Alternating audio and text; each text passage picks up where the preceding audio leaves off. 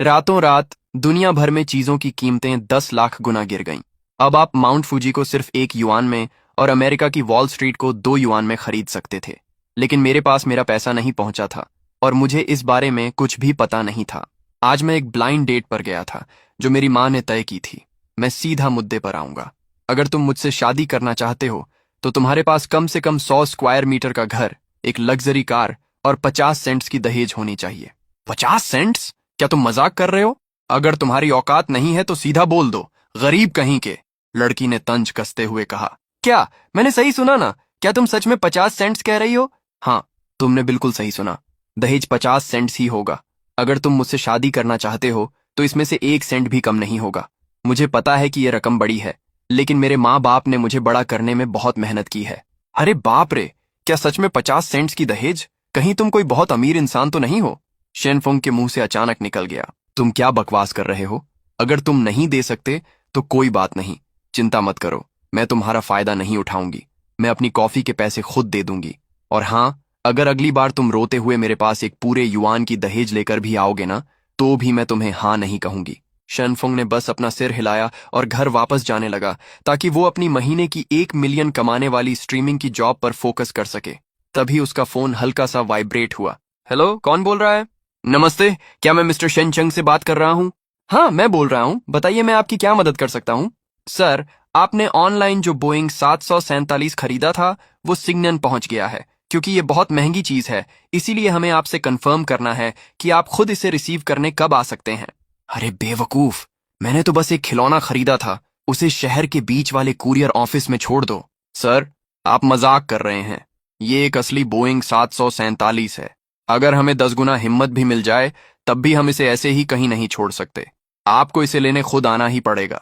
मैं हार मान गया। मैंने 3 युआन में प्लास्टिक का एक खिलौना खरीदा था और तुम लोग उसे असली हवाई जहाज समझ रहे हो। चलो ठीक है, कहाँ आना है? ठीक है, मैं आ रहा हूँ। हम सिंगयान के इंटरनेशनल एयरपोर्ट के रनवे पर हैं। मैं आपको अपना नंबर मैसेज कर दूंगा। पैसे बचाने के लिए शेनफंग ने एयरपोर्ट जाने के लिए 2 बसें बदलीं। बस में सब लोग उसे घूर रहे थे जैसे वो कोई पागल हो। कितने पैसे? किराया कितना है? उसने पूछा। जवान लड़के, क्या तुम्हारी नींद पूरी नहीं हुई है? बस के ड्राइवर ने ताना मारा। आजकल के बच्चे बहुत ज्यादा बॉस वाले टीवी सीरियल देखने लगे हैं। इन्हें असलियत और सपनों में फर्क ही समझ नहीं आता। हाँ, आजकल के लड़कों में दम कम और दिखावा ज्यादा होता है। बस मुंह खोलकर बड़ी बड़ी बातें करते हैं। लड़के, लॉटरी जीतने के सपने देखना छोड़ दो। टीवी पर जो रातों रात अमीर बनने की बातें दिखाते हैं वो सब झूठ है। 5 युआन तक की बातें भी झूठ होती हैं। बिल्कुल सही। चुपचाप पढ़ाई करो और कोई नौकरी ढूंढ लो। अगर तुम महीने के 2 सेंट्स भी कमा लोगे तो समझो तुम्हारी किस्मत चमक गई। लोगों की बातें सुनकर शेनफोंग पूरी तरह कंफ्यूज हो गया। क्या हो गया है इन लोगों को आज? दहेज के लिए सिर्फ 50 सेंट्स मांग रहे थे और अब बस का किराया बचाने पर मुझे ऐसे घूर रहे हैं जैसे मैंने कोई गुनाह कर दिया हो। शेनफोंग को थोड़ा गुस्सा आने लगा। ये सस्ते कपड़े पहनता है, इसकी पूरी औकात बस कुछ युआन की ही होगी। अगर कोई इसे बेच भी दे तो ज्यादा पैसे नहीं मिलेंगे। तुम हो कौन? शिनजियान के अनाथ बच्चे। अगर बस के पैसे नहीं हैं तो जल्दी से नीचे उतरो, एक सूट पहने आदमी ने कहा। यह सुनकर शेनफोंग ने उस आदमी को गुस्से से देखा। क्या तुम बीमार हो? इसमें पूछने वाली क्या बात है? बस का किराया कितना है और बेची से मोमो तक का किराया कितना है? क्या तुम्हारे पास थोड़ा सा भी दिमाग नहीं है? उसके ऐसा कहते ही बस में हंगामा मच गया। अरे देखो इसे, पूछ रहा है कि बस का किराया कितना है। ये 1 युआन है भाई, 10 सेंट्स या 1 सेंट नहीं। लड़के, सपने देखना अच्छी बात है, लेकिन हकीकत को मत भूलो। कहीं तुम्हारा दिमाग तो खराब नहीं हो गया? हाँ, सच में, कुछ युआन। इसकी हालत देखकर तो लगता है कि अगर ये 1 युआन भी निकाल ले तो मैं ये पूरी बस खा जाऊंगा। सबको इस तरह से ताने मारते देख उस सूट वाले आदमी को बहुत मजा आ रहा था। उसे लग रहा था जैसे वो सबसे ऊपर है। टीयूएस के एक बच्चा जिसे अभी दुनियादारी की समझ नहीं है, अपनी औकात भूल गया है। आज मेरी लग्जरी कार सर्विसिंग के लिए गई है, इसलिए मैं बस में सफर कर रहा हूँ। अगर तुम्हारे पास पैसे नहीं हैं तो मुझे अंकल कहो, मैं तुम्हें बस के पैसे दे दूंगा। ये कहता है कि इसकी महीने की कमाई 2.5 सेंट्स है। आसपास के लोग लगातार उसका मजाक उड़ा रहे थे। अरे, आज सबको हो क्या गया है? अचानक शेनफंग को समझ आया, ये जरूर सिस्टम का किया धरा है। बहुत बढ़िया, इस दुनिया के अमीर परिवार मुश्किल से 1 मिलियन कमा पाते हैं। तो फिर क्या मैं अब दुनिया का सबसे अमीर इंसान नहीं बन गया हूँ? हाँ, वो लड़की जो मेरी ब्लाइंड डेट पर आई थी बहुत खूबसूरत थी। मैं उसके मुंह पर पैसे मारूंगा। हाँ, वो अपने ही ख्यालों में खो गया और आसपास की दुनिया से पूरी तरह कट गया। लड़के, तुम बस से उतर रहे हो या नहीं? अगर नहीं उतर रहे हो तो बाहर निकलो। मैं बस पूछ रहा था कि किराया कितना है। तुम लोग पागल हो क्या? लड़के, तुम अभी भी कुछ पैसों की बात कर रहे हो? चलो ठीक है, अगर तुम सच में कुछ पैसे निकाल कर दिखा दो तो मैं तुम्हें यहीं अपना बाप मान लूंगा। मंजूर है? शनफुंग ने अपनी जेब से पैसे निकाले। सब लोग हैरान रह गए। शनफुंग ने लापरवाही से 4 सिक्के हवा में उछाले। वो सिक्के वापस उसके हाथ में गिरे, जिससे छन छन की आवाज आई। सबकी आंखें फटी की फटी रह गईं। ये तो सिर्फ 1 यूरो है, इसमें इतना हैरान होने वाली क्या बात है? अरे भगवान, ये चमक, ये बनावट, ये सच में 1 युआन है। नामुमकिन, ये कैसे हो सकता है? ये तो 4 युआन है। तुम ऐसे कैसे निकाल सकते हो? तो क्या ये नकली है? शेनफंग मजे लेते हुए फिर से 1 सिक्का हवा में उछालता है। सबकी आंखें उस सिक्के के साथ ऊपर नीचे हो रही थीं। उन्हें डर था कि कहीं सिक्का नीचे गिरकर खराब ना हो जाए। वो बहुत टेंशन में थे। शेनफंग ने एक ही हाथ से सिक्का पकड़ लिया और उसे अपनी जेब में रख लिया। लोगों को ऐसा लगा जैसे किसी ने उनके शरीर से मांस नोच लिया हो। अरे रे, क्या बेवकूफ इंसान है। अगर ये नीचे गिर जाता और इस पर खरोंच आ जाती तो क्या होता? हाँ, और अगर ये गटर में गिर जाता तो? अगर मेरा ऐसा बेटा होता तो मैं उसका गला घोंट देता। क्या तुम्हारी इतनी औकात है? साफ दिख रहा है कि ये किसी बहुत अमीर बाप का बेटा है। भाई, क्या तुम मुझे एक्सकवेटर चलाना सिखा सकते बान लाके हो? मैं अपने कॉलेज की सबसे खूबसूरत लड़की हूँ। शेनफंग के 50 सेंट्स के लिए तो मैं अपनी तरफ से पैसे देकर भी उसके साथ रहने को तैयार हूँ। मैं तो अभी तक सिंगल हूँ। तुम सपने देख रही हो। साफ दिख रहा है कि तुम इसके लायक नहीं हो। तुम दोनों, किसने कहा था कि अगर ये सच हुआ तो वो इसे अपना बाप मानेगा? ये सुनते ही उस सूट वाले आदमी का चेहरा सफेद पड़ गया। वो घबरा गया। लेकिन जब उसकी नजर शेनफिंग की पैसों से भरी जेब पर पड़ी तो उसकी शर्म तुरंत लालच में बदल गई। रुको, अगर इसे सच में उम्र के फर्क से कोई ऐतराज नहीं है तो एक अमीर इंसान को अपना बाप मानने में मेरा ही फायदा है। इसकी शक्ल देखकर तो ये बहुत भोला लगता है। अगर मैं इसका बेटा बन गया तो शायद ये मुझ पर प्यार लुटाए। पापा, मेरा नाम गैंगजी है। आप मुझे गैंगर बुला सकते हैं। दूर हटो, कितने घिनौने हो तुम। इन पागल लोगों को देखकर शेनफंग को पक्का यकीन हो गया कि दुनिया में चीजों की कीमतें सच में बहुत कम हो गई हैं। मतलब, अब वो किसी देश से भी ज्यादा अमीर है। अगर सिलियू रुयान को पता चल गया कि मैं अमीर हो गया हूं तो वो तुरंत मेरे गले लग जाएगी। ओह हाँ, ये हवाई जहाज वाला खिलौना तो मेरे होने वाले साले का बर्थडे गिफ्ट है। इसे कुछ नहीं होना चाहिए। शेनफंग ने तुरंत एयरपोर्ट जाने के लिए एक टैक्सी ली। सिलियू रुयान कॉलेज के दिनों से ही शेनफंग की ड्रीम गर्ल थी।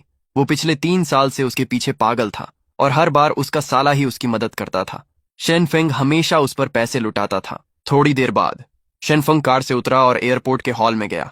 वो उस कस्टमर केयर वाले को कॉल करने ही वाला था जिससे उसकी पहले बात हुई थी कि तभी उसके फोन की घंटी बजी। स्क्रीन पर उसकी ड्रीम गर्ल सिलियू रुयन का नाम चमक रहा था। शेनफंग खुशी से झूम उठा।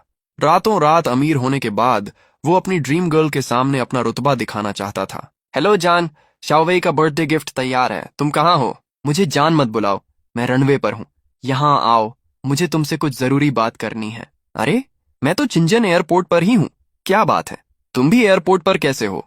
शेनफंग थोड़ा कंफ्यूज था। वो सर्विस एरिया में गया और वहां के मैनेजर मिस्टर वांग का नाम लिया। वो जल्दी से हेलीकॉप्टर पार्किंग एरिया में पहुंच गया। वहां उसने लियू रुयन और उसके भाई यांग वेई को देखा। यांग वेई बड़े ध्यान से अपने सामने खड़े एक हेलीकॉप्टर को देख रहा था। क्या डिजाइन है? ये एक प्राइवेट जेट है। कितनी कमाल की चीज है। रुयन, शाओवेई भी यही है। बहुत बढ़िया। मुझे मत छुओ शेनफंग, हम ब्रेकअप कर रहे हैं। बकवास बंद करो। क्या आज शाओवेई का जन्मदिन नहीं है? मैं तुम्हारे साथ कोई मजाक नहीं कर रही हूँ। तुम मेरे लायक नहीं हो, समझे? अरे जान, मजाक छोड़ो। मैं मजाक नहीं कर रही हूँ, हम अलग हो रहे हैं। शेनफंग ने अपनी जेब में रखे 4 सिक्कों को कसकर पकड़ लिया। उसकी आंखों में गुस्सा साफ दिख रहा था। मुझे एक वजह बताओ, क्या मैंने तुम्हारे साथ कुछ बुरा किया है? अच्छा, मेरी बहन के साथ 3 साल से हो, लेकिन आज तक उसे एक लिपस्टिक तक लेकर नहीं दी। तुम्हें लगता है तुम मेरे जीजा बनने लायक हो? 1 नंबर के लूजर। तभी यंग वेई ने कहा। शेनफंग को लगा जैसे किसी ने उसके दिल में सुइयां चुभा दी हों। उसे बहुत तेज गुस्सा आ रहा था। वेई बिल्कुल सही कह रहा है। ये तुम्हारी बहन से शादी करने के लायक नहीं है। शेनफंग ने आवाज की तरफ देखा। एक 30 साल का आदमी हेलीकॉप्टर से नीचे कूदा। उसने बहुत ही स्टाइल से लियू रुयान को अपनी बाहों में भर लिया। यंग वेई ने भी शेनफंग को घूर कर देखा। जीजा जी, आप आखिरकार आ ही गए। तुम कौन हो? मैं इस एयरलाइन कंपनी का डायरेक्टर हूँ और इसका नया बॉयफ्रेंड भी। ये हवाई जहाज देख रहे हो, ये मेरा है। वेई, आज तुम्हारे जीजा जी बहुत खुश हैं। ये लो, तुम्हारे लिए एक लाल लिफाफा। ये फूल भी ले लो, शर्माओ मत। ओह माय गॉड, एक पूरा सेंट। थैंक यू जीजा जी, आप बहुत अच्छे हैं, बहुत अमीर हैं। देख लिया तुमने, जीजा जी का एक इशारा और एक सेंट मिल गया। तुम अपनी पूरी जिंदगी में इतना नहीं कमा पाओगे। इस वक्त शेनफोंग को उन पर बहुत तरस आ रहा था। एक सेंट पाकर ही ये लोग कितने खुश हैं। अगर मैं अपनी जेब से 4 युआन निकालकर इनके मुंह पर मार दूं तो ये खुशी के मारे ही मर जाएंगे।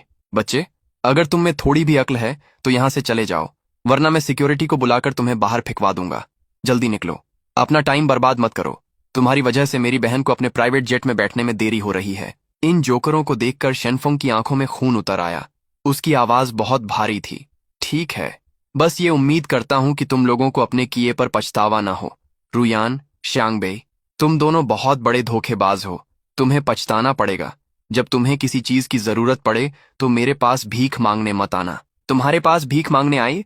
तुम जैसे लूजर के पास?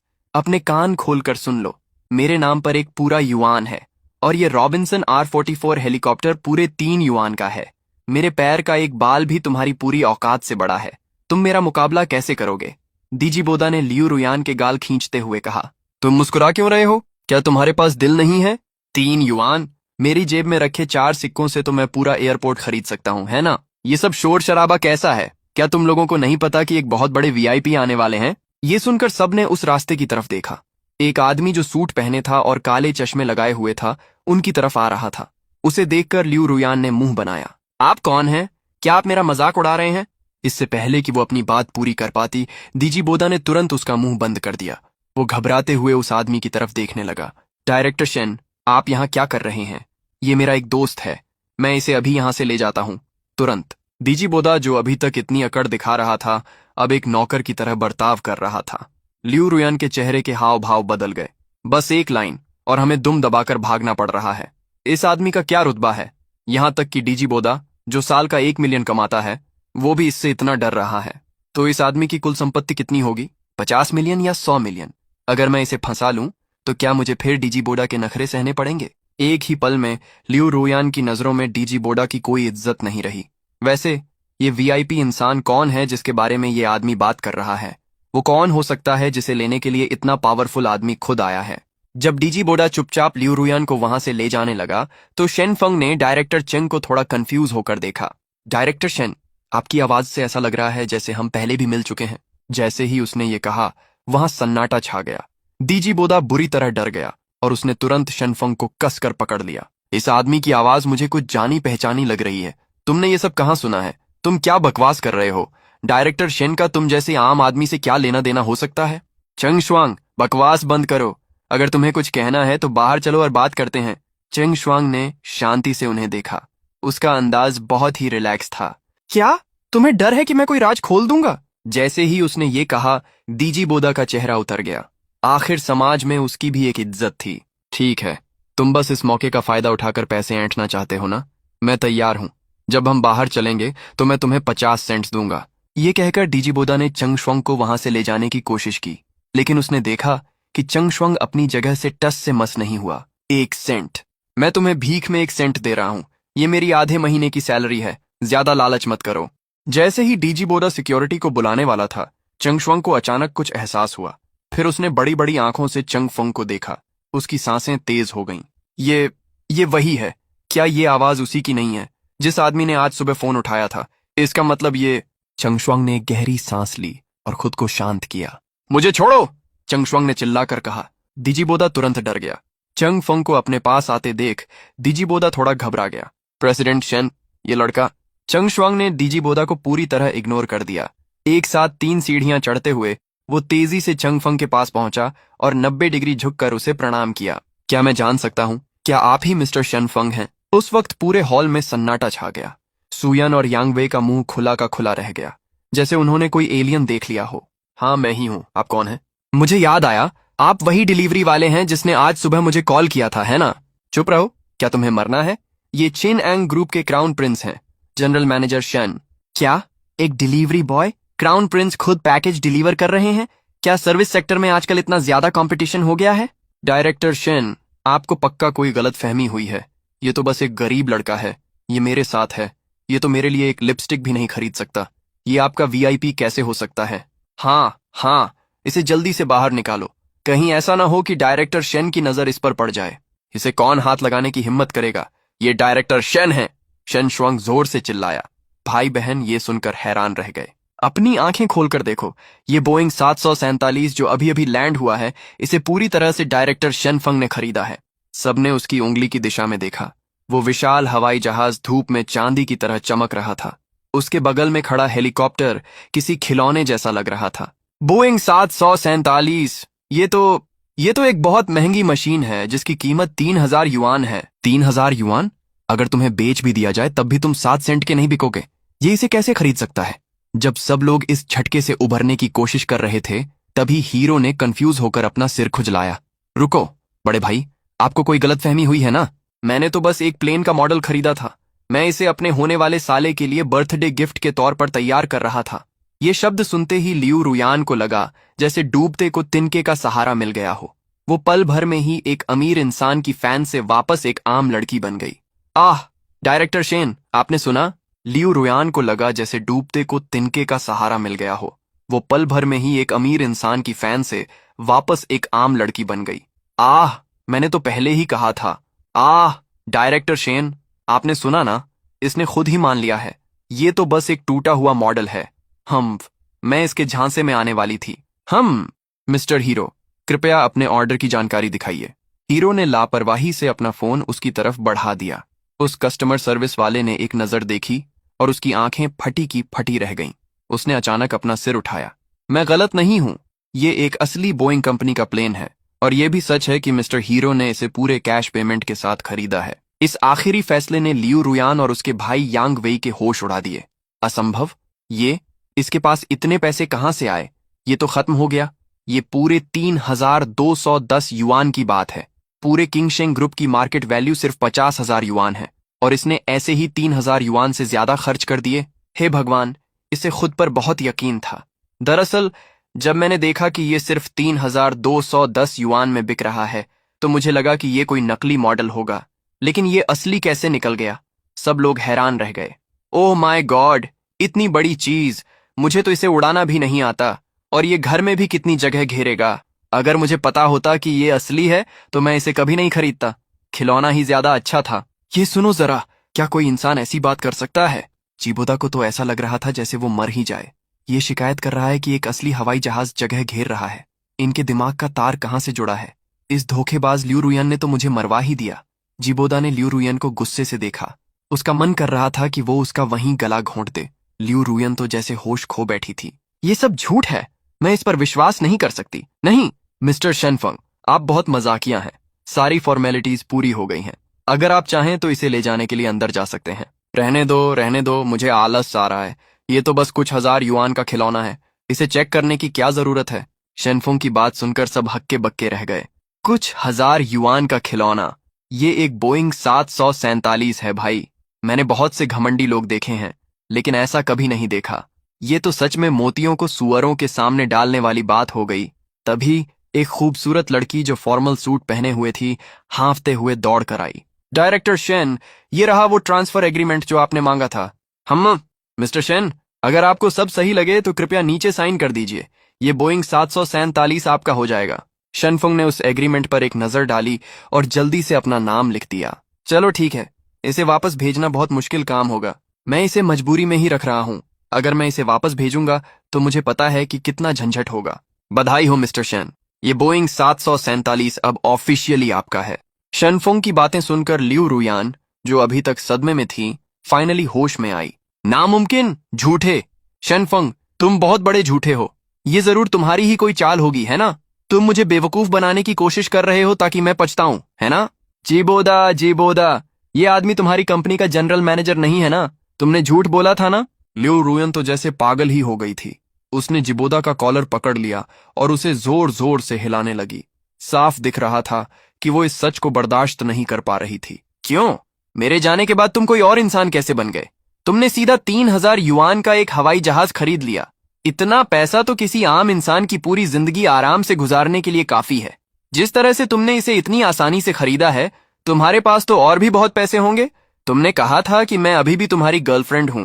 तुम मुझे एक लग्जरी कार दिलाते, मुझे घुमाने ले जाते और मुझे महंगे ब्रांड्स की चीजें खरीद कर देते। मैं इस बात को नहीं मान सकती। लियू रुयन की इस हरकत से सबका ध्यान उसकी तरफ चला गया। जिबोदा का चेहरा डर से सफेद पड़ गया। उसे तो अभी भी ये उम्मीद थी कि शेनफंग उसे भूल जाएगा, लेकिन लियू रुयन के इस ड्रामे से सब फिर से उसे देखने लगे थे। अब तो शेनफंग के लिए भी उसे इग्नोर करना मुश्किल था। पागल औरत, दूर हटो, यहाँ अपना ड्रामा बंद करो। लियू रुयन को पागलपन करते देख जिबोदा ने जोरदार थप्पड़ उसके मुंह पर जड़ दिया। थप्पड़ की आवाज बहुत तेज थी। लियू रुयन के चेहरे पर एक लाल निशान छप गया। आह, तुमने मुझे मारा? होश में आते ही लियू रुयन ने जिबोदा को हैरानी से देखा, लेकिन जिबोदा का उसे शांत करने का कोई इरादा नहीं था। उसने उसे गुस्से से देखा। चुप रहो, अगर तुमने एक और शब्द कहा तो मैं तुम्हें दुनिया में पैदा होने पर पछताने पर मजबूर कर दूंगा। फिर जिबोदा ने अपने कपड़े ठीक किए और आसपास के लोगों को शर्मिंदगी से देखा। माफ कीजिएगा, ये अचानक पागल हो गई। मुझे डर था कि कहीं ये आपको चोट न पहुंचा दे। पहले इन दोनों को बाहर निकाल फेंकते हैं। उसने एक लेडी सिक्योरिटी गार्ड पर चिल्लाते हुए कहा। नहीं नहीं, हम ऐसा नहीं कर सकते। ये सच है। शेनफंग, वो इतना अमीर है। उसने बोइंग 747 खरीदा है। वो पक्का हमें यहां से बाहर नहीं निकलने देगा, है ना? बस हमें उससे विनती करनी है। हम यहां रुक सकते हैं, हम यहां रुक सकते हैं। हम उस बोइंग 747 के कॉकपिट में भी जा सकते हैं। शायद हम उससे फिर से करीब आ सकें। हम उस हवाई जहाज को शादी के तोहफे के रूप में भी मांग सकते हैं। ये सब सोचकर यांग वे में अचानक जान आ गई और वो भागकर शेनफंग के पास पहुंचा। शेन भैया, ये लोग मुझे और मेरी बहन को बाहर निकालना चाहते हैं। प्लीज हमारे लिए कुछ कीजिए। बोलते बोलते वो शेनफंग का हाथ हिला रहा था। उसकी जोर लगाने की वजह से शेनफंग का हाथ, जो उसकी जेब में था, बाहर आ गया और उसी के साथ 4 सिक्के भी जमीन पर गिर गए। सब लोग एकदम सन्न रह गए, जैसे वक्त वहीं रुक गया हो। सबकी नजरें जमीन पर गिरी उन 4 चमकती हुई सिक्कों पर टिकी थीं। सब हैरान थे। ये चमक, ये सच में एक युआन के सिक्के हैं। अरे भगवान, पूरे 4 युआन! ये इतने पैसे अपनी जेब में लेकर घूम रहा है। इसके पास तो खजाना है। शेनफंग तो साक्षात कुबेर है। यंगवे उन सिक्कों को लालच भरी नजरों से घूर रहा था। पैसा, ये सच में पैसा है। बिल्कुल वैसे ही एक युआन के सिक्के जैसे हम टीवी में देखते हैं। जीजा जी, अगर आप हमारी मदद करेंगे तो मैं अपनी बहन को आपको वापस मना लेने के लिए कहूंगा। सच में जीजा जी, आइए जल्दी से मेरी बहन से माफी मांग लीजिए। ये पूरे 4 युआन हैं। क्या करें, क्योंकि आप मेरी बहन से प्यार करते हैं। अगर आप ये 4 युआन दहेज में दे दें तो मैं आप दोनों को फिर से साथ रहने की इजाजत दे दूंगा। तो क्या ये अच्छा सौदा नहीं है? दीदी, जल्दी करो, 4 युआन की दहेज। लियू रुयन आखिरकार अपने सदमे से बाहर आ गई। उसने अपने बाल ठीक किए। वो भागती हुई शेनफंग के पास आई। हम शेन बेबी, क्या लोगों को पता है कि उनसे गलती हो गई है? चलो फिर से साथ आ जाते हैं। ये सब इस कमीने जिबोदा की वजह से हुआ है। इसी ने मुझे धोखा दिया। सच कहूं तो मेरे दिल में हमेशा सिर्फ तुम ही थे। चलो पैचअप कर लेते हैं। आज रात मैं तुम्हारे साथ घर चलूंगी। हाँ शेन भैया, मेरी बहन को अपनी गलती का एहसास हो गया है। इस आदमी ने हम दोनों को बेवकूफ बनाया। अब हमें अपनी गलती समझ आ गई है। चलो फिर से सब पहले जैसा कर लेते हैं। इन दोनों धोखेबाजों की नौटंकी देखकर शेनफंग एक कदम पीछे हट गया। फिर उसने जोर से ताली बजाई। अरे वाह, एक धोखेबाज हमेशा धोखेबाज ही रहता है। क्या तुम वो एक सेंट भूल गई जो इसने तुम्हें अभी अभी दिया था? क्या तुम इसे अभी भी जीजा जी नहीं बुला रही थी? अब तुम मेरे जैसे गरीब इंसान के पीछे क्यों पड़ी हो? शेनफुंग का ताना सुनकर दोनों हैरान रह गए। उन्हें समझ नहीं आ रहा था कि क्या करें। तभी एयरपोर्ट के 2 सिक्योरिटी गार्ड वहां पहुंच गए। जिबोदा खुशी से फूलकर कुप्पा हो गया। इन दोनों को बाहर फेंक दो। मिस्टर शेन की नजरों के सामने से इन्हें हटा दो। ये सुनकर दोनों ने डरे हुए शेनफंग की तरफ देखा। उनमें से कोई भी कुछ बोलने की हिम्मत नहीं कर पा रहा था। जिबोदा का गुस्सा बढ़ता जा रहा था। तुम लोग किसका इंतजार कर रहे शास्त्र हैं? जल्दी से इन्हें बाहर फेंको। क्या तुम्हें मेरी बात समझ नहीं आ रही? सिक्योरिटी गार्ड्स ने एक दूसरे को देखा और फिर उन्होंने लियू रुयान और उसके भाई को बाहर ले जाने का फैसला किया। मैं नहीं जा सकती। मैं बड़ी मुश्किल से यहां तक पहुंची हूं। मैंने तो अभी तक हेलीकॉप्टर की सैर भी नहीं की है। मैंने तो बोइंग 747 का कॉकपिट भी नहीं देखा है। यांग वेई लगातार पीछे हट रही थी। फिर वो भागकर हेलीकॉप्टर की तरफ गई, लेकिन वो उन ट्रेन सिक्योरिटी गार्ड्स के सामने टिक नहीं पाई। लियू रुयान पूरी तरह से टूट गई और जमीन पर गिर पड़ी। 2 सिक्योरिटी गार्ड्स उसे जबरदस्ती खींचते हुए शेनफंग के पास से ले गए। जिबोदा अभी भी अपनी जीत का जश्न मना ही रहा था कि तभी एक आवाज गूंजी, रुको। जिबोदा का दिल धक से रह गया। उसने धीरे से मुड़कर चंग शुआंग की तरफ देखा। चंग शुआंग जिबोदा को घूर रहा था। यहाँ एक और कचरा है, इसे भी बाहर फेंक देना चाहिए। ये सुनकर जिबोदा पसीने से तरबतर हो गया। उसने जबरदस्ती मुस्कुराते हुए कहा, अरे प्रेसिडेंट शेन, आप मजाक कर रहे हैं, है ना? मैं तो कंपनी का डायरेक्टर हूँ। आपका क्या मतलब है? जहां तक मुझे पता है, डायरेक्टर चिन, आप शादीशुदा हैं, है ना? आप कंपनी की इज्जत खराब कर रहे हैं। अब से आपको निकाला जाता है। हाँ, मैं शादीशुदा हूँ, लेकिन डायरेक्टर चंग, वो और मैं, बस बहुत हो गया। हमारी एयरलाइन कंपनी बहुत छोटी है। आपके जैसे महान इंसान के लिए यहाँ कोई जगह नहीं है। चलो बाहर निकलो। जिबोदा का चेहरा एकदम से सफेद पड़ गया। चंग शुआंग की इन बातों का सीधा सा मतलब था कि उसकी नौकरी जा चुकी है। उसने बिना कुछ सोचे समझे घुटने टेक दिए। डायरेक्टर चंग, मुझे पता है कि मुझसे गलती हुई है। प्लीज मुझे एक मौका और दे दीजिए। जब उसने देखा कि चंग शुआंग को कोई फर्क नहीं पड़ रहा है, तो जिबोदा ने चंग फंग की तरफ देखा। मिस्टर चेंग, मुझे सच में नहीं पता था कि ये आपका बॉयफ्रेंड है। अगर मुझे पता होता तो चाहे मेरी जान ही क्यों ना चली जाती, मैं आपकी गर्लफ्रेंड को हाथ भी नहीं लगाता। जीबोदा लगातार गिड़गिड़ाता रहा। चंग शुआंग ने चंगफंग की आंखों में गुस्सा देखा। उसने तुरंत हाथ से इशारा किया। इसे घसीटते हुए बाहर ले जाओ और फेंक दो। जिबोदा को सुअर की तरह चिल्लाते हुए बाहर घसीट लिया गया। फाइनली वहां शांति छा गई। चंगफंग झुका और उसने आराम से अपने 4 सिक्के उठा लिए। मुझे लगा था कि आप जैसे अमीर लोगों को इतने कम पैसों की कोई परवाह नहीं होगी। तुम्हारे लिए तो एक छोटी सी रकम भी बहुत है ना? ये कहते हुए चंग शुआंग ने हवा में वो चारों सिक्के ऐसे ही उछाल दिए और फिर उन्हें कैच कर लिया। पास ही खड़ी यंग सेक्रेटरी ये सब देखकर हैरान थी। उसका दिल जोरों से धड़क रहा था। उसकी नजरें सिक्कों के साथ ऊपर नीचे हो रही थीं। अरे बाप रे, ये तो पूरे 4 युआन हैं। अगर ये गटर में गिर गए और वापस नहीं मिले तो क्या होगा? मैंने जितने भी नए नए अमीर बने लोग देखे हैं, वो पैसों को पानी की तरह बहाते हैं, लेकिन ये ऐसा नहीं है। ये तो कुछ युआन के साथ ऐसे खेल रहा है जैसे वो कांच की गोलियां हों। इसका ये रिलैक्स रहने वाला अंदाज कितना शानदार है। क्या ये असली अमीरों वाला एटीट्यूड है? सिंपल और बहुत ही क्लासी, बिल्कुल किसी रॉयल फैमिली के इंसान जैसा। चंग शुआंग भी थोड़ा नर्वस दिख रहा था, लेकिन के जोंगी उस कैजुअल सूट वाली औरत जैसी नहीं थी। उसने बस चंग फंग को घूर कर देखा। गूंगा कहीं का! अभी अभी इसने 3210 युआन का एक हवाई जहाज बिना पलक झपकाए खरीद लिया, और अब ये 4 युआन के लिए कंजूसी कर रहा है। ये सुनकर कैजुअल सूट वाली सेक्रेटरी सन्न रह गई। क्योंकि वो शुरू से वहां नहीं थी, इसलिए उसे नहीं पता था कि चंग फंग ने एक हवाई जहाज खरीदा है। उसे तो लग रहा था कि सिक्के उछालना ही सबसे बड़ा अमीर होने का दिखावा है। कौन सोच सकता था कि इसने इससे भी बड़ा काम किया है, एक खिलौना खरीदना जो बाद में असली हवाई जहाज निकल जाए। क्या अमीर लोगों का टेस्ट ऐसा ही अजीब होता है? तभी चंग फंग ने अपना सिर हिलाया। उसके चेहरे पर एक हल्की सी मुस्कान थी। ठीक है, मजाक उड़ाना बंद करो। आज के लिए शुक्रिया। तुमने मेरा गुस्सा शांत करने में बहुत मदद की। बिना किसी मतलब के तो कोई किसी के पास नहीं आता। यंग मास्टर चेंग इतने अच्छे बन रहे हैं तो जरूर इन्हें मुझसे कोई काम होगा। सच बताओ। अरे, ये तो बहुत साफ दिख रहा है, बहुत ही साफ। खैर, पहले खाना खाते हैं, खाते खाते बात करेंगे। कार में दोनों बैठकर चल दिए। सीन बदलता है, एक महंगे कैफे में। ठीक है, अब तुम बोल सकते हो, है ना? तुम इस बोइंग 747 का क्या करने वाले हो? अरे यार, मैं क्या कर सकता हूँ? इसे वहीं छोड़ दूंगा। मुझे इसे उड़ाना तो आता नहीं है, बस एक बहुत बड़े खिलौने की तरह पड़ा रहेगा। एयरपोर्ट पर ही ठीक है। एक बहुत बड़ा खिलौना, 3210 युआन का हवाई जहाज बस हेलीकॉप्टर के उतरने की जगह की तरह इस्तेमाल होगा। इस टॉपिक पर तो बात ही नहीं हो सकती। मेरा मतलब है, क्योंकि तुम इसका इस्तेमाल नहीं कर रहे हो, तो तुम इसे किसी को किराए पर क्यों नहीं दे देते? हम कीमत तय कर सकते हैं। किराए पर? क्या तुम्हारी इतनी बड़ी एयरलाइन कंपनी के पास हवाई जहाजों की कमी है? हाँ, सच में बहुत कमी है। किंग गैंग के पास 20 हवाई जहाज हैं, लेकिन ये सब सिर्फ दिखावे के लिए हैं।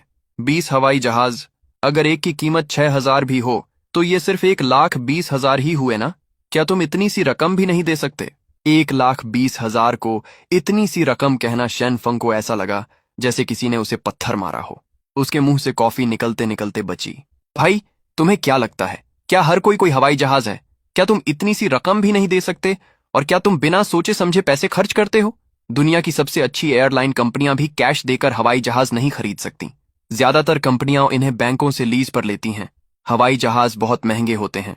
हम पूरे साल कड़ी मेहनत करते हैं और हमारा सारा प्रॉफिट मिलकर भी एक हवाई जहाज का पंख खरीदने के लिए काफी नहीं होता। मजाक कर रहे हो क्या? तुम एक एयरलाइन कंपनी चलाते हो और तुम इतने गरीब हो? तुम्हारे पास कुछ हजार युआन का हवाई जहाज खरीदने के भी पैसे नहीं हैं? तो फिर तुम बिजनेस ही क्यों कर रहे हो? इससे अच्छा तो घर जाओ और खेती करो। शनफुंग ने अपना सीना पकड़ लिया। उसे लग रहा था जैसे उसे हार्ट अटैक आ जाएगा। अरे भगवान, इस दुनिया को क्या हो गया है? एक हवाई जहाज नहीं खरीद सकते तो खेती करो?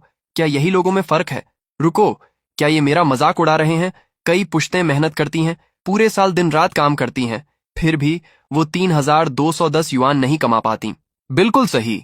अरे भगवान, सिस्टम से मिलने वाली मेरी महीने की सैलरी से तो तुम अपना पूरा किंग गैंग ग्रुप चिल्लर में खरीद सकते हो। ये बहुत ही बेकार बात है। तो मिस्टर चेंग, तुम्हारा ये प्लान है तो ठीक है, करते हैं डील। वैसे भी ये वहां खड़े खड़े जंग ही खाएगा। क्यों ना इससे कुछ पैसे ही कमा लिए जाए ताकि पेट्रोल का खर्चा निकल सके। चलो हम लीज एग्रीमेंट पर साइन करें।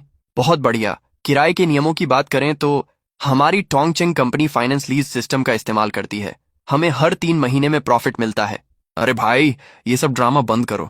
मुझे सीधा सीधा बताओ, मेंटेनेंस और पेट्रोल का खर्चा निकालने के बाद इस हवाई जहाज से एक साल में कितना प्रॉफिट होगा? लगभग 3 सेंट्स एक साल में।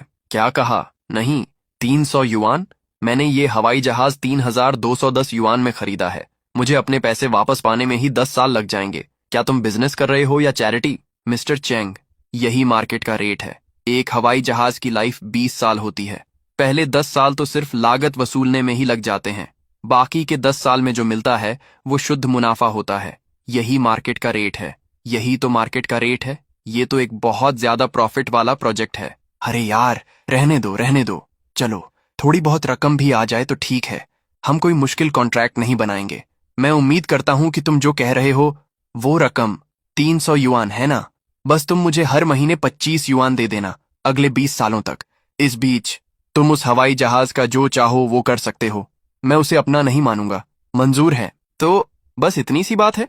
कोई गारंटी नहीं, कोई सिक्योरिटी डिपॉजिट नहीं, महीने के सिर्फ 25 युआन। ये तो बिल्कुल किसी स्पीड गोंगस्यांग साइकिल को किराए पर लेने जैसा है। अरे भाई, बस इतना बताओ, तुम्हें ये डील करनी है या नहीं? करनी है ना? अभी करते हैं। YQOEC। प्रेसिडेंट शेन ने बहुत ही सम्मान के साथ कॉन्ट्रैक्ट को घर वापस ले लिया। मिस्टर शेन, आपके साथ काम करके बहुत खुशी हुई। अगर आपके पास ऐसा कोई और छोटा मोटा बिजनेस हो तो मुझे बेझिझक बताइएगा। मुझे हर महीने 25 युआन का लोन मिल गया है। क्या बस लेटे लेटे पैसे गिनना ही जिंदगी है?